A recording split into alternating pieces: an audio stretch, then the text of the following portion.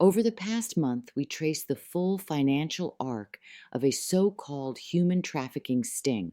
We started with law enforcement, over time, surveillance, equipment purchases, and carefully staged press conferences.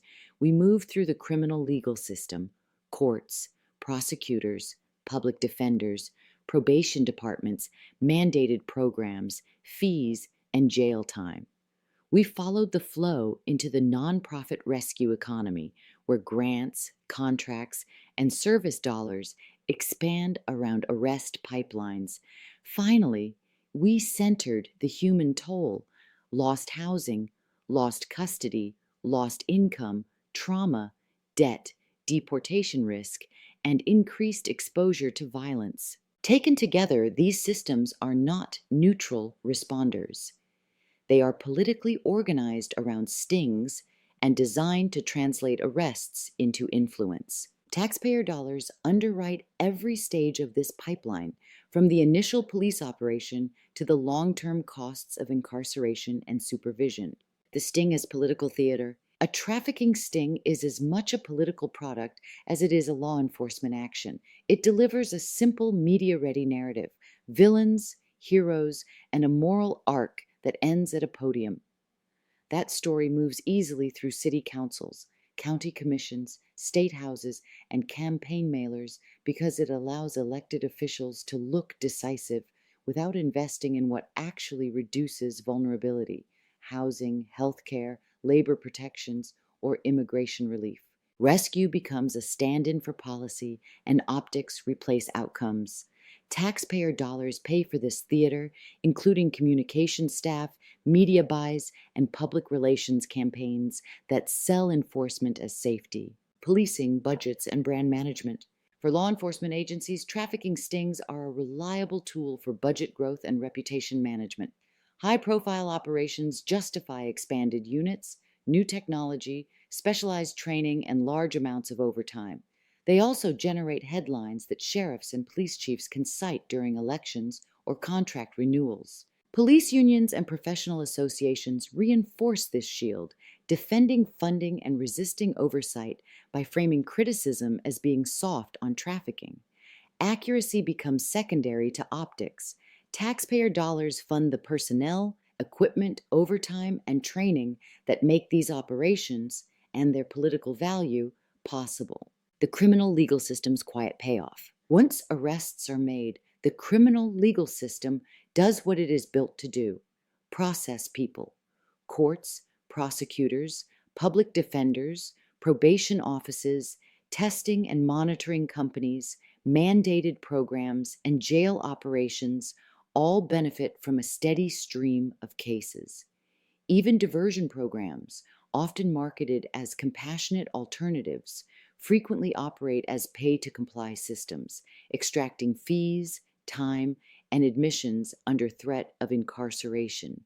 The system sustains itself by calling this accountability or help. Taxpayer dollars support court operations, jail beds, probation supervision, and contracts with private service providers that depend on high case volume. The nonprofit rescue economy. Nonprofits sit at a critical intersection of this political economy. Many staff genuinely want to help, but structurally, the rescue economy is shaped by grants, contracts, and task force partnerships tied to arrests or referrals. When funding depends on enforcement pipelines, independence erodes. These organizations become the credentialed voices in policy rooms, shaping legislation and awareness campaigns, often without meaningful participation from sex workers or criminalized survivors.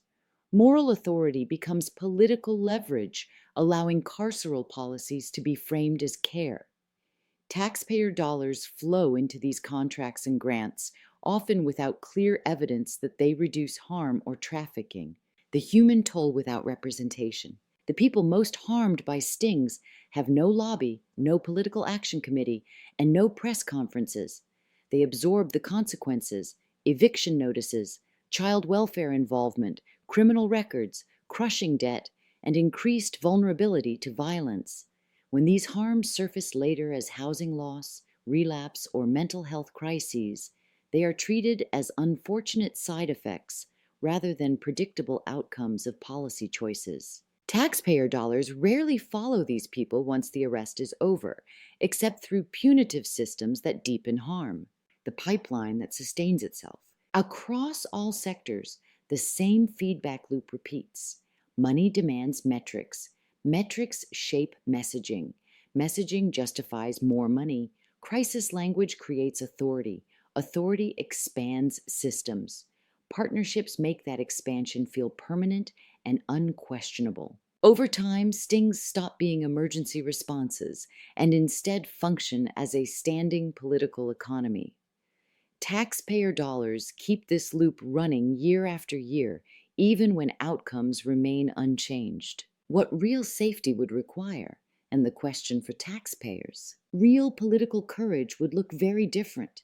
It would mean funding housing without conditions, labor protections, health care that does not punish disclosure, immigration relief, and peer-led services not tied to arrest pipelines.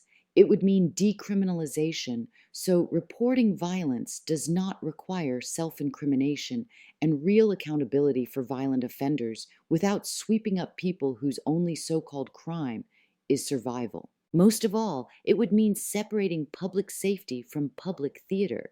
If communities are serious about reducing trafficking and exploitation, they must stop confusing more arrests with more safety.